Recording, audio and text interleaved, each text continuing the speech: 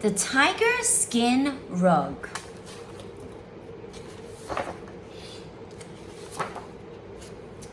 There was once a very thin tiger who lived on the edge of the jungle. He was sad and thin because he was getting old and food was difficult to catch. The monkeys threw nuts at him and called him names. Oh, that's not nice. At night, he would gaze at the Raja palace and sometimes he would look in the window as the Raja and his family ate their food in warmth and comfort. He wished that he could join their friendly company. One day, he was watching a servant beat a rug in the palace garden. One of the rugs was a tiger skin. The tiger had an idea. While the servant's back was turned, he jumped over the wall and he took down the old tiger skin rug and hid it under a bush and dragged himself over the line. Ooh. The servant continued with his beating and beat poor Tiger even harder than the rest of the rugs because he looked so dusty and moth-eaten. Finally, when there was not a speck of dust left, the servant carried all the rug back into the palace and spread them about in the correct places. Tiger was put in the dining hall. Soon, the Raja and his family came in to have their evening meal. They laughed and ate and talked, and the tiger was glad to be in their company. They did not notice him, for he looked thin and moth-eaten, just like the old tiger skin rug, which they were used to. After the meal, when they had all left the room, Tiger jumped up and finished all the scraps. Then he drank some tea and lay down for a good night's sleep. This was a wonderful life, and he was determined not to spoil it. Every day he enjoyed the family's company. Every evening he finished a scrap and drank some tea, and he was careful to keep very still whenever anyone came into the room. At first, nobody suspected he was not the real tiger skin rug because he was so thin and looked so moth-eaten. The Raja would play and frighten the children with him, and the children would pretend he was a real live tiger. But Tiger was worried because he knew that he was not as thin as he used to be or as moth-eaten.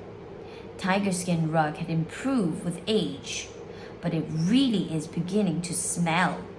If it cannot be cleaned, it will have to go. Uh-oh. The following day, the tiger was taken out into the garden and scrubbed with an old broom. The soap made his eyes sting, and he was left in the line in the hot sun to drip dry. When the servant carried the tiger back to the dining hall, he complained that either the tiger skin rug was getting heavier or he was getting older and weaker. That night, the tiger did not eat any scraps, and he couldn't sleep. He knew he would soon be found out and perhaps be made into a real tiger skin rug. Whatever could he do? Suddenly, he heard a noise. All the hairs on his spine stood on the end, and the end of his tail twitched. 3 robbers were climbing in through the window.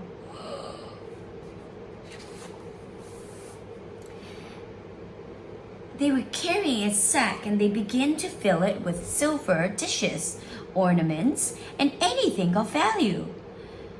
While Tiger was wondering what to do, the door burst open and the Raja rushed in. The robbers knocked him down and drew out wicked knives. The tiger stood up and roared. The roar echoed down every hall and round every room and across the palace gardens, waking everybody. Tiger leaped to the Raja's rescue. 3 robbers took flight, and they were in such a hurry that they became stuck in the window as they fought to get through all at once. While the Raja had recovered from his shock, his family and his servant had gathered, and the Raja proclaimed that the tiger skin rug had saved us, and he must stay forever. And so he did.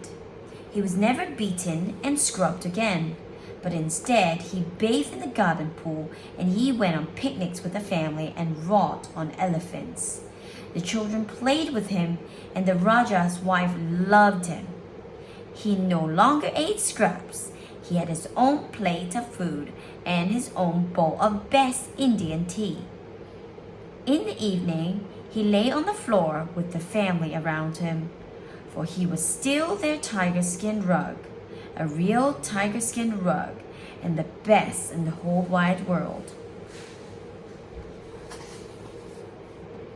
The end.